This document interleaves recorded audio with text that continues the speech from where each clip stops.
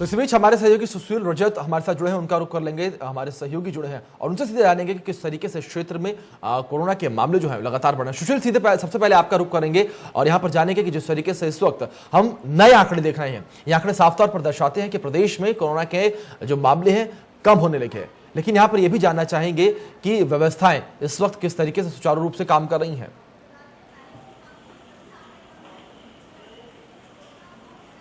देखिए, निश्चित रूप से आपको बता दूं, जब मरीज कम होते हैं तो निश्चित रूप से जो व्यवस्थाएं जो बिगड़ी रहती हैं वो व्यवस्थाएं अपने सुचारू रूप से धीरे धीरे आने लगती हैं, क्योंकि संख्या जब ज़्यादा होती है तो बेडों की संख्या कम पड़ जाती है, ऑक्सीजन की कहीं ना कहीं डिमांड बढ़ जाती है। लेकिन धीरे धीरे जब स्थितियां कम होने लगी तो निश्चित रूप से उन सब चीज़ों जो है फिर से एक बार सामान्य होने लगी। लेकिन इसका सबसे बड़ा श्रेय जाता है प्रदेश के मुखिया योगी आदित्यनाथ का, क्योंकि लगातार जैसे ही वो निगेटिव हुए उसके बाद जिलों का जब वो दौरा करने लगे और कोविड कमांड सेंटरों का निरीक्षण करने लगे, कोविड वार्डों का निरीक्षण करने लगे, अधिकारियों के साथ समीक्षा बैठक करने लगे, उन्हें दिशा निर्देश देने लगे, तो निश्चित रूप से अधिकारियों में एक डर बना और एक यही माहौल कहीं ना कहीं कह सकते हैं कि एकाएक जो आंकड़े कम आने लगे हैं उसका सबसे बड़ा रीजन है। क्योंकि इस समय आप देखेंगे कि जो आंकड़े 1000-1200 हुआ करते थे, आज वो आंकड़े महज 81 है, यानी कभी 100 या 50 या फिर 181 या फिर 81, यानी कल की अगर बात करें तो 81 मरीज केवल मिले हैं 24 घंटे में। अब ऐसे आप समझ सकते हैं कि गोरखपुर में जहां 1200-1300 मरीज मिलते थे, आज वहां महज 81 मरीज मिल रहे हैं।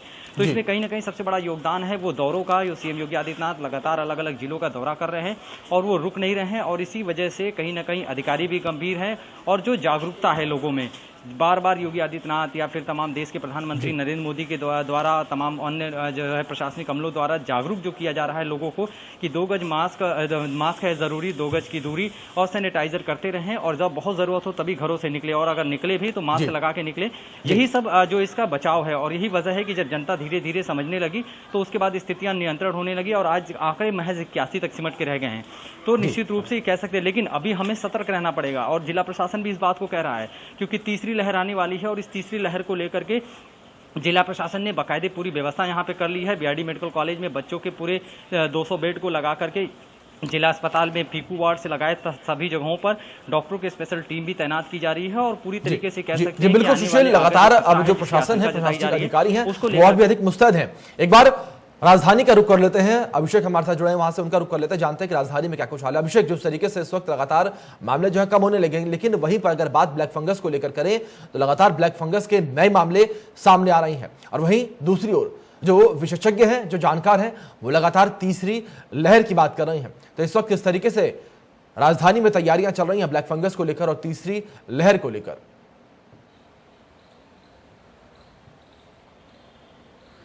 बिल्कुल अभिषेक, हम क्रम बाय क्रम इन चीज़ों पे रोशनी डालेंगे। आपने सवाल किया है कि ब्लैक फंगस को लेकर। ब्लैक फंगस तो जो वास्तविक स्थिति है उत्तर प्रदेश में हालात नज़र डालें तो हालात बहुत चिंताजनक है। उत्तर प्रदेश में 800 के ऊपर ये आंकड़े चल रहे हैं, 50 से अधिक मौतें हो चुकी हैं। वहीं विशेष तौर से उत्तर प्रदेश की राजधानी की बात करें, चूँकि यूपी पश्चिम से भी लोग जो है राजधानी की ओर प्रस्थान कर रहे हैं, चूँकि ब्लैक फंगस एक ऐसी बीमारी है, लोगों को लग रहा है कि पहले इलाज मिले तो प्रदेश के अन्य जनपदों से भी लोग राजधानी लखनऊ आ रहे हैं। और यही कारण है कि लखनऊ के जो आंकड़े हैं इस समय 310 के आसपास हो चुके हैं, जिसमें कि 33 के आसपास मौतें भी हो चुकी हैं। तो ये एक हालात आसान नहीं कहे जाएंगे। सरकार के पूरे प्रयास जरूर हैं, लेकिन यदि ग्राउंड से बात करें तो इसमें सबसे ज़्यादा यदि किल्लत सामने आ रही है तो ब्लैक फंगस में लगने वाले इंजेक्शन की आ रही। उसके लिए उन्होंने रेड क्रॉस सोसाइटी को जरूर इसमें निर्धारित किया है उसको इंजेक्शन देने के लिए। लेकिन यदि हम अंदर की बात करें तो सरकार के पास पर्याप्त मात्रा में इंजेक्शन और दवाइयां नहीं है। तो रेड क्रॉस सोसाइटी हो या फिर वो मेडिकल कॉलेज हो जहां पे उपचार के लिए मरीज भर्ती है, वहां पे भी ये पर्याप्त मात्रा में नहीं है। और उसके लिए विशेषज्ञों की बात करें तो कम से कम 10 से 15 दिन और अभी लग सकते हैं उत्तर प्रदेश में ये इंजेक्शन और दवाइयों को आने में, तभी कुछ संभव हो पाएगा कि इस प्रकार के जो तेजी से आंकड़े बढ़ रहे हैं और तेजी से जो मौतें हो रही हैं उसमें कुछ विशेष प्रकार से लगाम लग सकती है। लेकिन अभी 10 से 15 दिन उन लोगों को बड़ी बेसब्री से इंतजार करना होगा। और यदि हम यहाँ लखनऊ की बात करें, वो तीमारदार जो दर दर भटक रहे हैं, मेडिकल स्टोर भटक रहे हैं, रेड क्रॉस सोसाइटी में पूरे प्रोटोकॉल के साथ कागजों के साथ जा रहे हैं। लेकिन कल की बात करें तो कल लखनऊ में रेड क्रॉस सोसाइटी में पुलिस की मुस्तैदी में मुश्किल से 8 लोगों को ये इंजेक्शन मिल पाया, जबकि वहां पे आवश्यकता कम से कम 40 परिवारों को थी। तो इंजेक्शन का अभाव ज़्यादा देखा जा रहा है। यही कारण है कि लोगों में बेचैनी, उत्तेजना है और परेशान है। और उसमें दूसरी कारण ये भी है क्योंकि जो ब्लैक फंगस के मरीज हैं वो ज़्यादातर शुगर के मरीज भर्ती हैं। तो उसमें इंडिया न्यूज़ से KGMG के VC ने भी ये जानकारी साझा की है कि ब्लैक फंगस के मरीजों को, ये शुगर के मरीज होते हैं तो उनमें 50% का मौत का खतरा होता है। तो दोनों चीज़ों से लोग जूझ रहे हैं। वहीं आपने कोरोना की बात की, तो कोरोना का मीटर जरूर डाउन हो गया है, बड़ी राहत है उत्तर प्रदेश में। और ये राहत और कम करने के लिए योगी आदित्यनाथ लगातार दौरे कर रहे हैं। उसके साथ साथ वैक्सीनेशन की बात करें तो वैक्सीनेशन भी उत्तर प्रदेश में 1,37,00,000 के आसपास लग चुका है। और उन्होंने एक कल ऐलान और कर दिया है कि 1 जून से और तेजी से उत्तर प्रदेश में वैक्सीनेशन होगा। तो पूरी सुरक्षा सावधानी के साथ सुरक्षा कवच उत्तर प्रदेश वासियों को पहनाने की कोशिश है योगी आदित्यनाथ की। और वही कारण है कि अब कहीं जो 1 जून से लोगों में एक उम्मीद है कि शायद ये कोरोना कर्फ्यू में कुछ राहत मिलेगी, तो उस राहत बिल्कुल अभिषेक, आम जनता को कहीं ना कहीं उम्मीद है कि कोरोना कर्फ्यू में सरकार की ओर से कुछ राहत मिले और जिस तरीके से कारोबार ठप पड़े हैं, बाजार बंद पड़े हैं, वो एक बार फिर से सुचारू रूप से चालू हो। इसी बीच रजत का रुख कर लेते हैं। रजत हमारे साथ ग्रेटर नोएडा से जुड़े हैं, एक बार उनका रुख करते हैं। रजत, सीधे आपके पास आना चाहेंगे और जानना चाहेंगे इस वक्त किस तरीके से नोएडा में स्वास्थ्य महकमा अलर्ट है, क्योंकि अगर बात नोएडा को लेकर करें कि नोएडा के बेहद नजदीक गाजियाबाद में अपने आप में सबसे अलग येलो फंगस का मामला जो है वो देखने को मिला था। अभी तक हम लोग ब्लैक फंगस, व्हाइट फंगस को लेकर डर रहे थे, लेकिन इसी बीच येलो फंगस भी गाजियाबाद से सामने आ गया था। तो ऐसे में ग्रेटर नोएडा का स्वास्थ्य महकमा कितना अलर्ट दिख रहा है रजत? जी बिल्कुल, आपसे अगर नोएडा की बात है, पॉपुलेशन ज्यादा है क्योंकि जनसंख्या में ज्यादा, कंपनी एरिया, लेकिन पिछले 24 घंटे की बात करें जिले में राहत भरी खबर है क्योंकि पिछले 24 घंटे में सिर्फ 53 मरीज मिले हैं कोरोना संक्रमित के। क्योंकि जो पहले जो आंकड़ा मिलता था लगभग 500,000 से पार ही मिलता था, लेकिन इस 24 घंटे में कहीं ना कहीं प्रशासन के लिए राहत भरी खबर है क्योंकि 53 ही मरीज मिले हैं। उसके बाद अगर जो बात करें ब्लैक फंगर की, जिसमें गाजियाबाद का तो येलो फंगर, पिंक फिंगर, लेकिन जो नोएडा की बात है, हालांकि ब्लैक फंगर के कुछ मरीज मिले हैं, उनमें से कुछ मरीज ठीक भी हो चुके हैं और लगभग अभी बात है 1 दर्जन से ज्यादा ब्लैक फंगस के जो मरीज हैं उनका अलग अस्पतालों में इलाज चल रहा है। हालांकि अभी तक मृत्यु नहीं हुई किसी भी ब्लैक फंगर की, लेकिन अब प्रशासन है वो पूरी तरह से डटा हुआ है। कहीं ना कहीं जो अब पिछले 24 घंटे की बात करें उससे प्रशासन को काफी राहत मिली क्योंकि आंकड़ा बेहद ही कम है। और वहीं अगर जिले में रिकवरी रेट की बात करें तो लगभग 90% से ज्यादा मरीजों को डिस्चार्ज कर दिया चुका है क्योंकि जब जो आंकड़ा है लगभग जिले में कोरोना संक्रमित आंकड़ा लगभग 61,500 के पार पहुंच चुका है। उसमें से बात करें लगभग 59,000 मरीजों को ठीक भी किया चुका है और जो मृत्यु दर है नोएडा की लगभग 500 से ज्यादा लोगों की अभी तक कोरोना संक्रमण से मौत हो चुकी है। लेकिन अभी 24 घंटे से बेहद ही जिले के लिए राहत भरी है क्योंकि 24 घंटे में सिर्फ 53 मरीज मिले हैं। इसके बाद उसी 24 घंटे में लगभग 429 मरीजों को डिस्चार्ज भी कर दिया चुका है। लेकिन अब प्रशासन भी हालांकि इस पूरे स्वास्थ्य महकमा पूरी तरह से अलर्ट है क्योंकि ज्यादातर लोग हैं जो पुलिस महकमा में अलर्ट है, ज्यादातर सोशल डिस्टेंस का ध्यान रखा जा रहा है। लोग बेवजह जो मास्क लगाकर नहीं घूमते उन पर भी पुलिस कार्रवाई करते हुई नजर आ रही है। लेकिन अब पिछले 24 घंटे के बाद जो आंकड़ा आया है, जो डीएम ने भी जो जिलाधिकारी उन्होंने भी ये बयान दिया है कि पिछले 24 घंटे में जिले के लिए बेहद ही अच्छी खबर है क्योंकि सिर्फ इसी हफ्ते में जो आंकड़े हैं बेहद ही गिरे हैं नोएडा में। जी बिल्कुल रजत, जो आंकड़े हैं वो कम हुए हैं और जो आम जनता है उन्होंने भी राहत की सांस भरी है। एक बार फिर से सुशील का रुख कर लेते हैं। सुशील जो गोरखपुर से जुड़े हैं, सुशील आपके पास आना चाहेंगे, जानना चाहेंगे जिस तरीके से गोरखपुर का दौरा खुद सूबे के मुख्यमंत्री योगी आदित्यनाथ ने पिछले दिनों किया था, तो ऐसे में सुशील अगर बात मुख्यमंत्री के दौरे से पहले की जाए और अब की जाए तो कितना बदलाव इस वक्त गोरखपुर में देखने को मिलता है?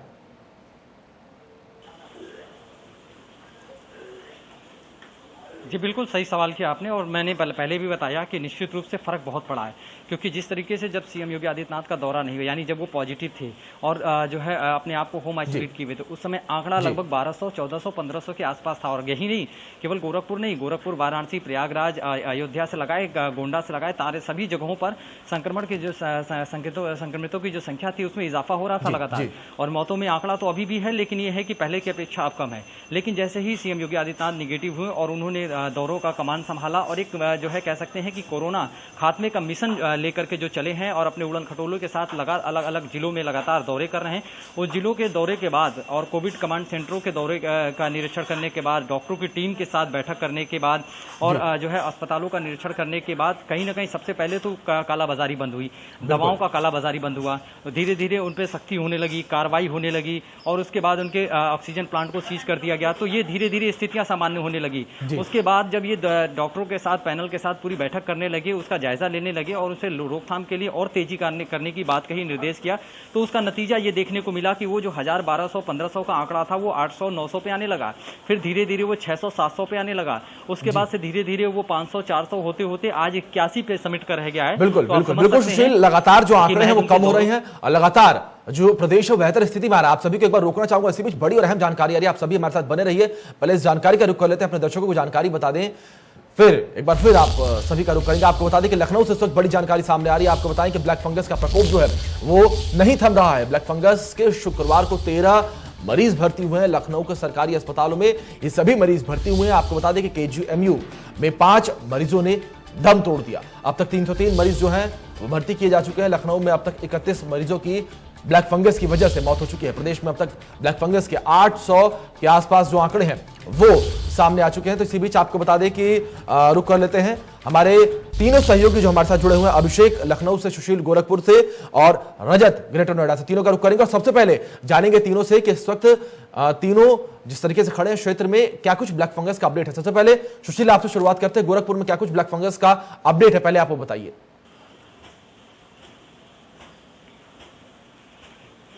देखिए, गोरखपुर में की अगर बात करें तो ब्लैक फंगस ने यहाँ भी दस्तक दे करके और कहीं ना कहीं लोगों के लिए बड़ी परेशानी का सबब बना दिया है। साथ साथ केवल मरीज और तीमारदार नहीं, जिला प्रशासन भी परेशान है, क्योंकि ब्लैक फंगस के तकरीबन 34 से 35 मरीज आ चुके हैं और इनमें से तकरीबन 5 की मौत हो चुकी है, जो कि लखनऊ में मौत हुई है गोरखपुर से रेफर करने के बाद। अब ऐसे में लेकिन एक अच्छी बात ये भी है, एक खबर ये भी है कि 2 लोगों का जो है परसों के डेट में ऑपरेशन हुआ है और वो ऑपरेशन सक्सेसफुल हुआ है। बीआरडी मेडिकल कॉलेज में 2 फंगस मरीजों का ब्लैक फंगस के मरीजों का ऑपरेशन हुआ है और ऑपरेशन के बाद अभी उन्हें ऑब्जर्व में रखा गया और अभी उनकी हालत ठीक है।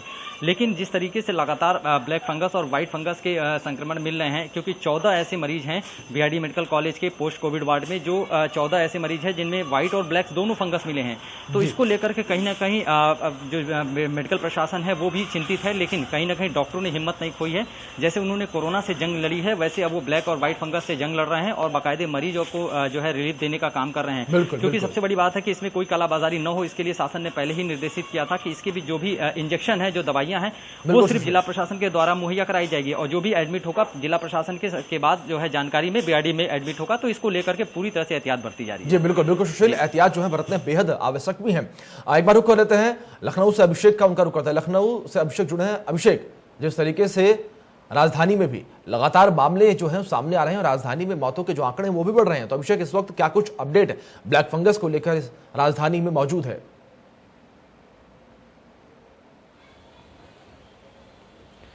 अभिषेक, ताज़ा हालातों की बात करें तो यहाँ पे वर्तमान में हालांकि सरकार ने पूरे प्रयास जरूर किए हैं। यदि हम मार्केट की बात करें, उत्पादन कंपनियों की बात करें, चूंकि इंजेक्शन जो है सिप्ला जैसी बड़ी कंपनियों को उत्पादन में ऑर्डर में दिया है गया है सरकार के द्वारा, लेकिन बस वही सबसे बड़ी समस्या इस समय यही चल रही है प्रदेश की जनता के साथ, उन तीमारदारों के साथ, कि उनको इंजेक्शन समय से नहीं मिल पा रहा है। दूसरी बड़ी बात यह है कि ब्लैक फंगस इतना खतरनाक बीमारी है जो कि मरीज को ज़्यादा समय नहीं देता रिकवरी के लिए। वही कारण है कि इसमें मौतें भी हो रही है, जो आपने अभी जिक्र किया कि 17 नए मरीज पाए गए और उसमें 5 की मौत हुई गंभीर है। तो लखनऊ में पिछले यदि 8 दिनों की बात करें तो प्रतिदिन यहाँ पे 4-5 मौतें, कभी 8 मौतें ये लगातार जारी हैं, जो कि ये एक बड़ा चिंता का विषय हुए हैं। और यही कारण है कि सरकार ने इसको संज्ञान में लिया है। मुख्यमंत्री ने खुद गंभीरता से विचार किया। उन्होंने कल ऐलान भी किया है कि आखिरकार यदि इन दवाओं को कोई सब्सिट्यूट हो, यानी विकल्प भी चुन के रखें, तो मेडिकल कॉलेजों के अलर्ट पे रखा गया है कि यदि इंजेक्शन नहीं मिल रहा है तो उसको आप दूसरा विकल्प तलाशिए। लेकिन साफ संदेश उन्होंने ये भी दिया है कि माहौल है, जो स्थिति है प्रदेश में ब्लैक फंगस को लेकर, तो ऐसे में अलर्ट रहने की आवश्यकता भी है। बहुत बहुत शुक्रिया रजत, अभिषेक और सुशील, आप तीनों का, और इन तमाम